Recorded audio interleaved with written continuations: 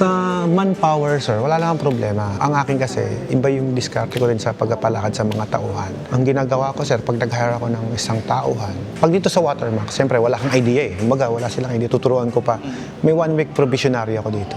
Kapag natanggap ka, meron kang 6 months. Tanggap ka sa trabaho, sinusweldohan kita. Pero wala ka pa sa minimum. Kumbaga, under training ka pa rin nun. Hindi ako fan ng mga commission basis. Sa mga staff natin, sa mga water station, kailangan may tayo, contract of apprenticeship. Papipirmahin mo ng kontrata yan. Kasi yan, pagka nag-apply na sa'yo, tapos papayritin ng ibang tubigan, wala kayong kontrata. Yung customer mo natatangay eh. Kailangan may pirmahan kayo. Contract of apprenticeship ang tawag doon. Na ikaw, tinanggap kita, tuturuan kita, pag ma-market tayo, ngayon, hindi ka pwede magtrabaho sa ibang water refilling station, same trade natin, within 1 year. Pagka tauhan mo kasi, yun rin, katrabaho sa'yo. Malakas na delivery boy. Itong water station, bagong bukas. Kinukuha niyo yung delivery boy mo, kinakausap. Siyempre, di mo naman monitor yan eh. Kausapin yan, dodoblehin niya yung sahod. Wala kang kaalam-alam, napapirate na pala. Yari ka. So kung may contract of apprenticeship, pwede mo silang idemanda, breach of contract ka. May habol ka as employer. Kasi mahirap pag wala kang kahabol-habol, boss. Pag ganon, 6 months, trabaho ka sa akin, probationary ka. Pero after 6 months, gusto ko yung performance mo, gagawin kitang regular. Doon ko na ibibigay ngayon yung benefits mo, yung SS mo, pag-ibig mo. Dapat ganon. Kasi siyempre, sir, bagong hired. Pagtrabaho sa'yo yan.